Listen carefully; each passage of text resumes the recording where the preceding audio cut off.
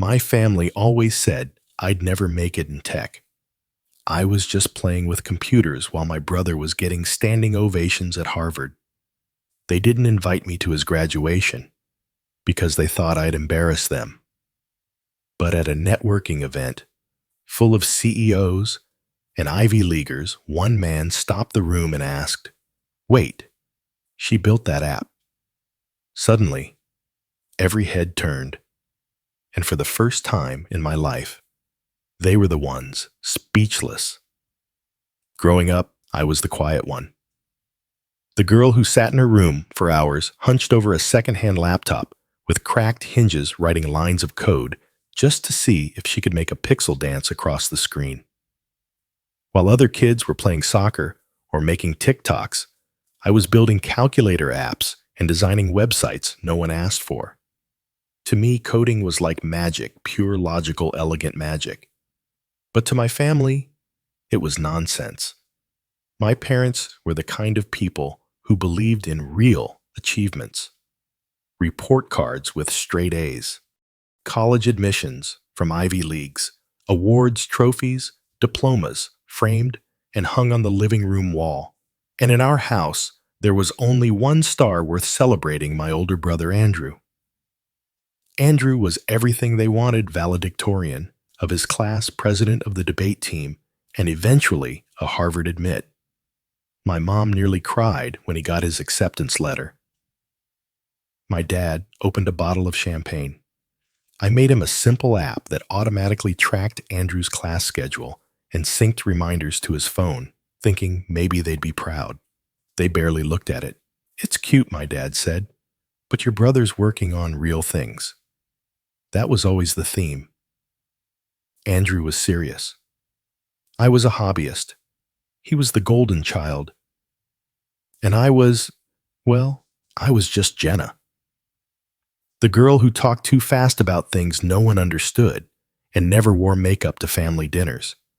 The one who stayed up past midnight debugging Python scripts instead of memorizing vocabulary for the SATs.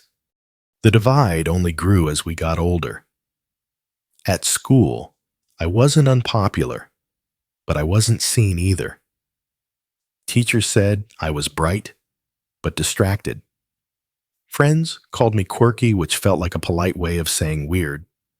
I never fit into the boxes my family had drawn, the ones labeled promising future, prestigious career, respectable path. In every holiday, every family gathering, it was like a reminder of how far I'd fallen from those expectations. "Your brother just landed a summer internship with a senator," my aunt would beam.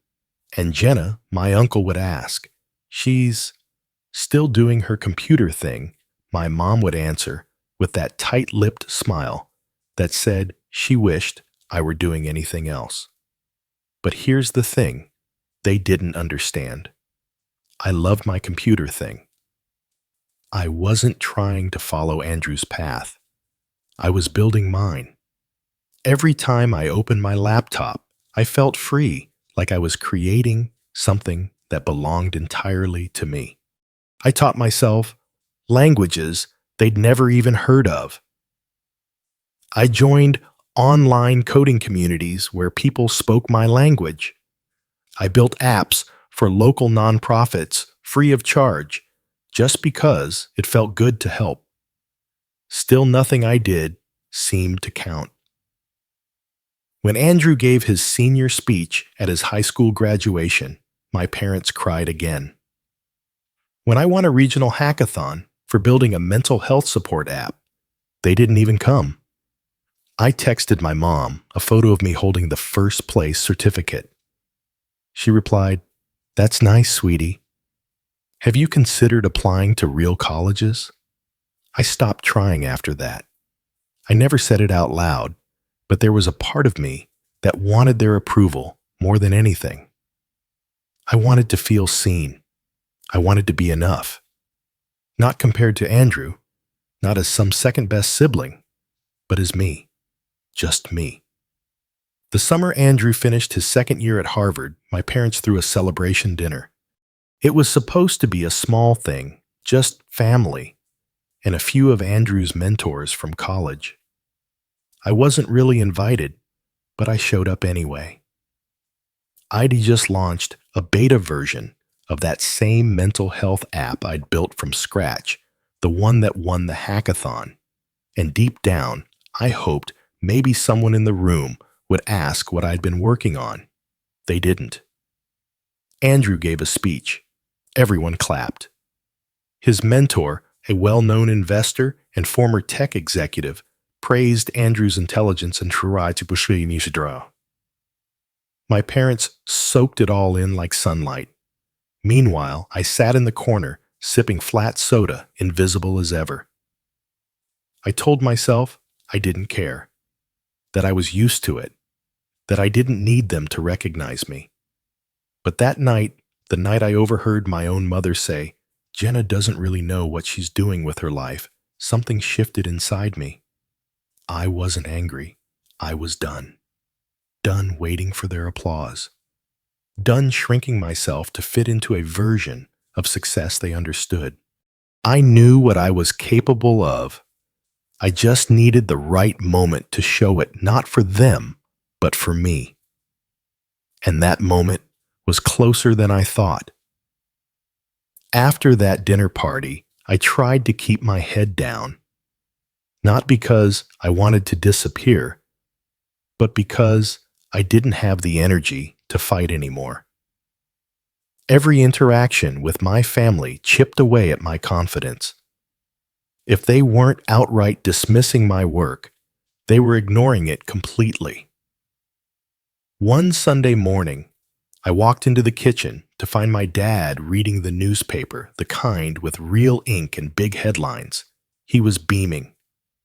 "Andrew's name is in here," he said, tapping the page with his finger, like it was the 10 Commandments. "That's great," I said, pouring myself some coffee. His startup got a mention in the college innovation section. "Can you believe that Harvard's next Zuckerberg," they said. The next Zuckerberg, I didn't even ask what the startup did. I already knew Andrew's startup was little more than a class project with a sleek pitch deck and 0 actual users. But it didn't matter. He had the Harvard halo. That was enough to make everyone believe he was going to change the world. "You should really talk to your brother," my mom added, not looking up from her phone. "He could teach you a thing or two about real success." That word again, real. I wanted to scream. Instead, I swallowed it. A few weeks later, my mental health app called Anchor hit 10,000 downloads. It was designed for young adults dealing with anxiety and depression, offering daily check-ins, mood tracking, and guided breathing exercises. I'd spent months beta testing it with a group of college students, and these had even partnered with a small campus clinic to pilot it with their incoming freshman class.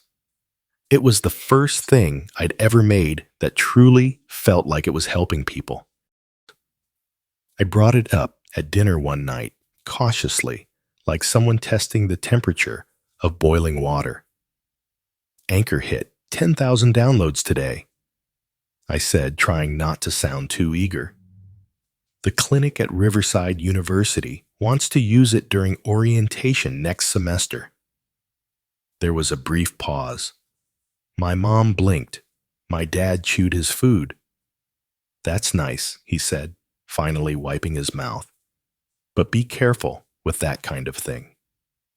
Mental health is a sensitive area. You don't want to get sued." "I'm working with a licensed counselor. I've got liability coverage," I replied quickly. "I'm just saying." He shrugged. "This is why people go to law school before trying things like that." Andrew chuckled. "You mean before playing doctor with an app?"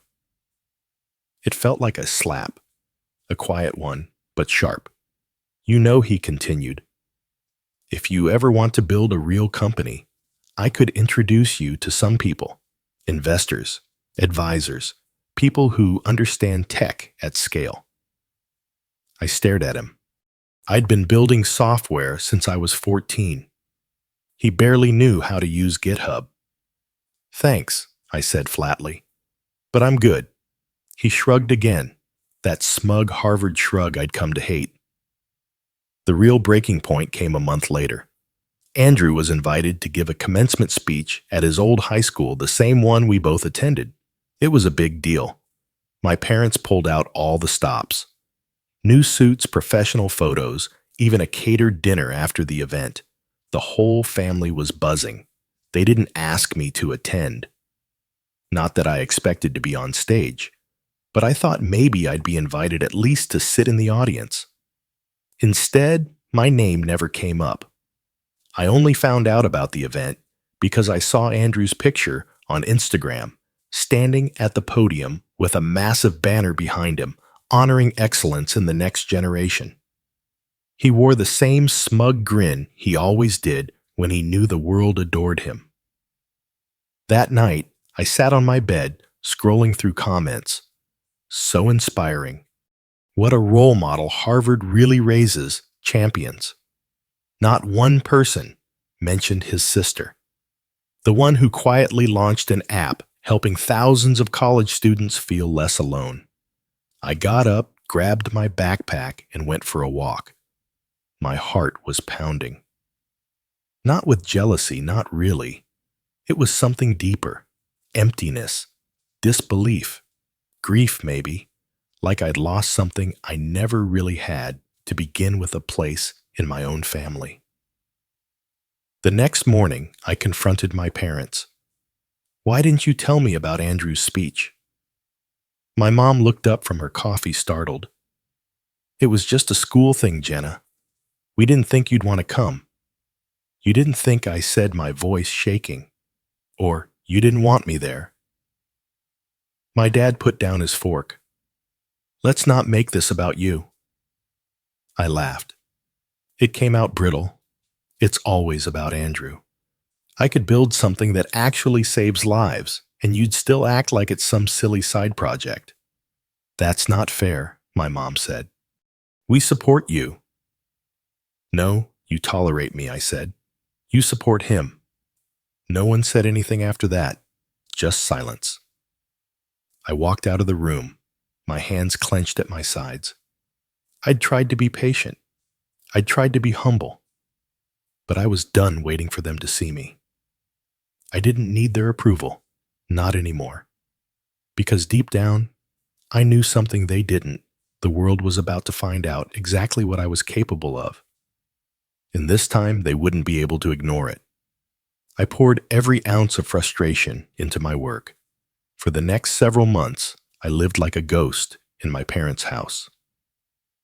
I'd wake up at dawn, code for hours, take long walks to clear my head, then return to keep building. I didn't talk much. I didn't want to.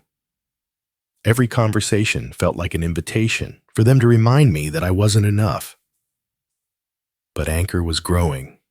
I upgraded the UI, added new mental health modules based on user feedback, and partnered with a licensed therapist who volunteered to write short, comforting audio entries users could listen to on hard days. Downloads hit 30,000, then 50,000. But at home, no one noticed.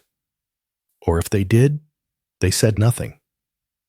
Meanwhile, Andrew's startup launched a beta for an app that basically aggregated internship listings from job boards. That was it, a glorified search engine. And yet, our parents acted like he had reinvented Silicon Valley. My mom framed an article from Harvard's student newspaper about his founder journey and hung it in the hallway. I walked past it every day like it was a family shrine. Then came the invitation. Andrew was throwing a private networking party at a luxury loft downtown to celebrate securing his first seed investment, $100,000 from a local VC with more ego than due diligence. He invited family and close friends. I wasn't technically on the invite list, but I found out through one of his old high school friends, Emily, who still followed me on Instagram. You going? She messaged. Going where? I replied. To Andrew's party. He said the whole family would be there. That night at dinner, I stared at my parents, waiting for them to say something. They didn't. Finally, I asked, "So, are we going to Andrew's event?" "Oh," my mom said, vaguely yes. He mentioned it. "It's mostly business folks, though. You might feel out of place." I almost laughed. Out of place? In a room full of people who thought tech meant big words and empty promises. I made my decision. I was going whether they liked it or not. The loft was stunning. Exposed brick tall glass windows, a view of the city skyline, so perfect it looked photoshopped. I walked in alone in a navy blazer and black jeans, subtle makeup hair curled softly at the ends. Professional, polished calm. The Jenna they'd never seen. I watched as Andrew worked the room laughing with VCs, clinking glasses posing for photos like some tech world celebrity. My parents stood nearby, sipping wine, glowing with pride. I kept my distance at first. A group of young professionals stood in a semicircle near the back talking about mobile app monetization. One woman mentioned how hard it was to keep users engaged with mental health content. I mean, nobody really sticks with those apps. There's always a novelty burst and then drop off, she said. I cleared my throat. That's usually true, but if you personalize daily prompts based on journaling data and track micro engagement over time, retention improves by about 23%. They turned to look at me. One guy raised an eyebrow. "How do you know I built Anchor?" I said. "It's a mental health app with over 80,000 active users." The girl's eyes widened. "Wait, I think I've seen that one. It has the breathing rings and mood charts, right?" I nodded. "That's mine." They asked more questions. Real questions. The kind of questions people ask when they're actually interested, not just being polite. I felt seen, like I belonged. That high didn't last. As I moved through the room, I caught snippets of conversation. "Andrew's got charisma. That's rare in founders.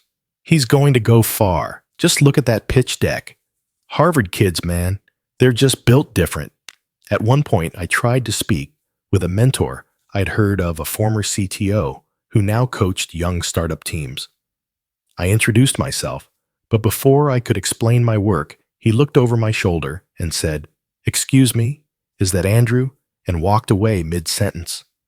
It wasn't even subtle. I drifted back toward the drinks table, suddenly aware of how lonely it felt to be brilliant and invisible at the same time.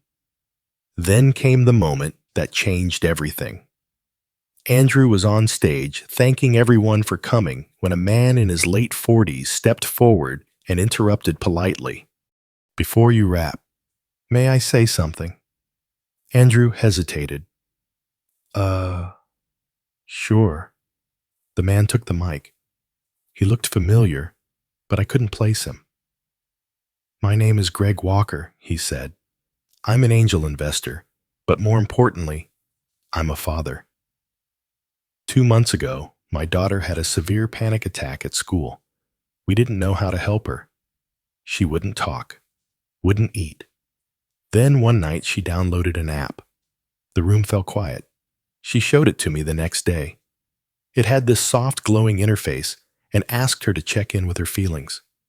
There were breathing guides, little audio clips from what sounded like a therapist.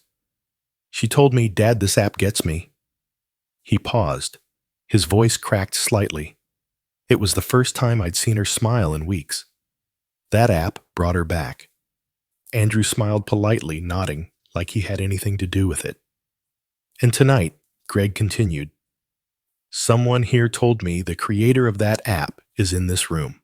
Is that true?" A beat of silence. Then someone whispered, "It's her," and pointed toward me. Greg turned. is that you?" I swallowed hard. "Yes." He walked over and extended his hand. "Thank you," he said simply. "You helped save my daughter's life." Applause started slow, uncertain, then grew. Not polite applause, real applause. Dozens of people turned to look at me. Andrew's smile froze. My parents stood there stunned, unsure whether to clap or cringe. I didn't say anything. I didn't need to. Because in that moment, for the first time in my life, the room wasn't his. It was mine. After the event, Greg invited me to speak at a youth mental health conference he was organizing. Not as a panelist as the keynote. My parents tried to act supportive. We had no idea it was that popular, my mom said.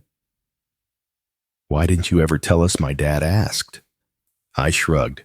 "I did. You just weren't listening." Andrew didn't say much. He avoided me the rest of the night. And when we finally crossed paths at the door, he just nodded and walked past. I thought I'd feel triumphant, like I'd finally won. But mostly, I felt relieved. I no longer needed their approval. I had my own stage now, and I'd earned it. 3 weeks later, I walked onto the stage of the Youth Minds Conference with a silent prayer and my presentation remote in hand. The room was bigger than I expected, rows and rows of educators, therapists, startup leaders, and even students. Greg had introduced me as a creator who turned empathy into innovation, and now every eye was on me. I took a deep breath and began. "My name is Jenna Harris. I built Anchor because I know what it feels like to spiral alone, to have no one listening, and to wish that anyone, would just say, 'It's okay not to be okay.'" A few people in the front row nodded. Someone near the back murmured, "Wow." I clicked to the next slide, showing Anchor's clean interface and engagement stats. We started with $0, no marketing, and one goal: to make people feel heard. I told them about the breathing guides, the AI-generated affirmations, the feedback from teens and veterans alike, and how we used data ethically to customize healing, not sell ads. By the end, they were on their feet clapping. Not out of politeness, not because I came from a fancy school, but because the work mattered. That was the first domino. A week after the conference, an editor from a tech blog emailed me asking to feature Anchor. I hesitated.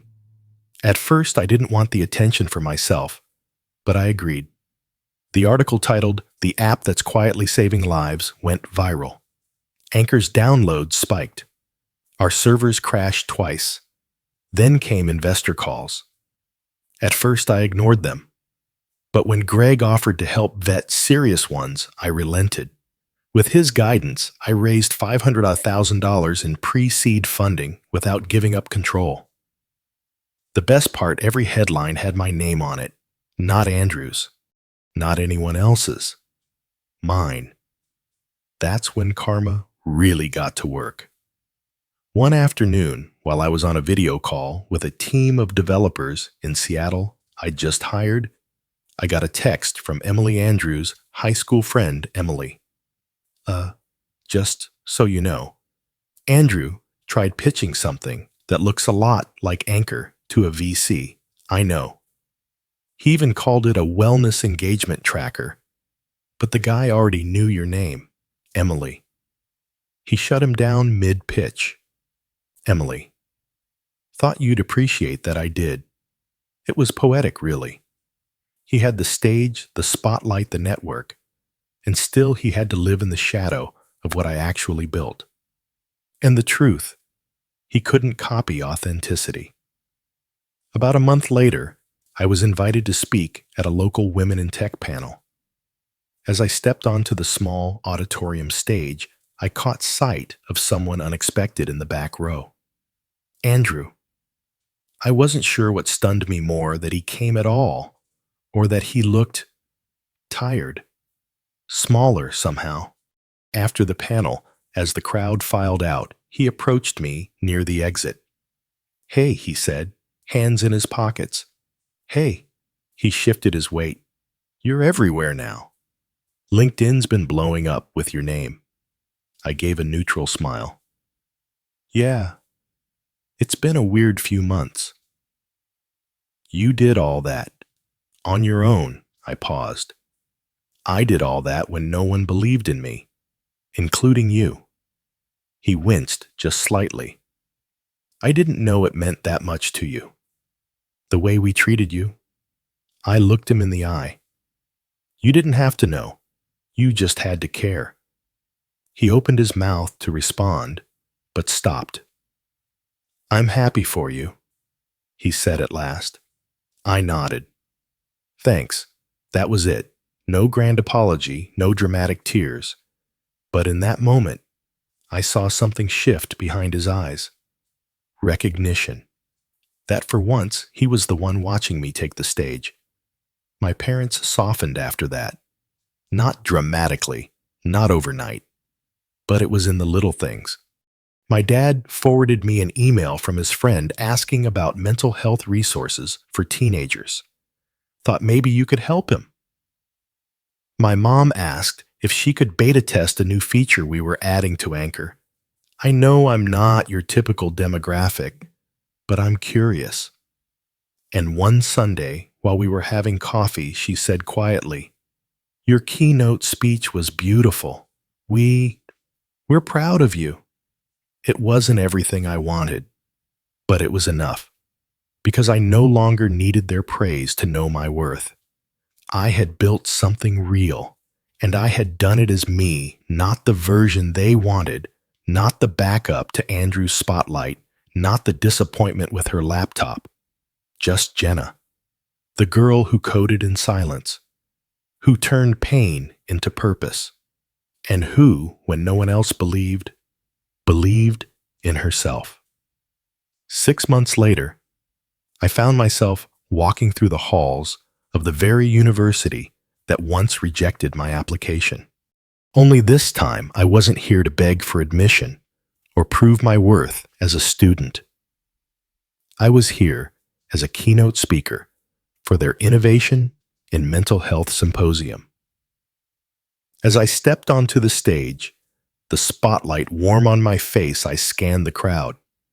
Professors, students, professionals.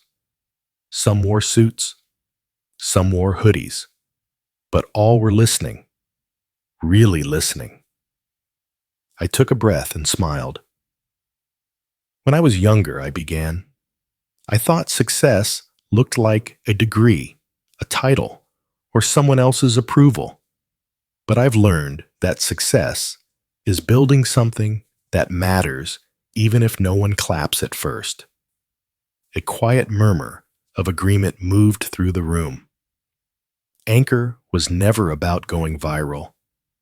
It was about giving people a lifeline when they felt invisible. Just like I once did. As I ended my speech, the room stood to applaud. And in the second row, I saw my parents. My mom had tears in her eyes. My dad was filming with his phone, holding it awkwardly but proudly. And next to them, yes, even Andrew stood with his hands in his pockets nodding. They weren't clapping because they finally understood tech. They were clapping because they finally saw me. Not as the girl who didn't follow the traditional path, not as the sibling in the shadow, but as someone who built her own spotlight and used it to shine on others. As I stepped off stage, I didn't feel vindicated. I felt free. Because the best revenge is living a life so full of purpose that no one can deny your light anymore.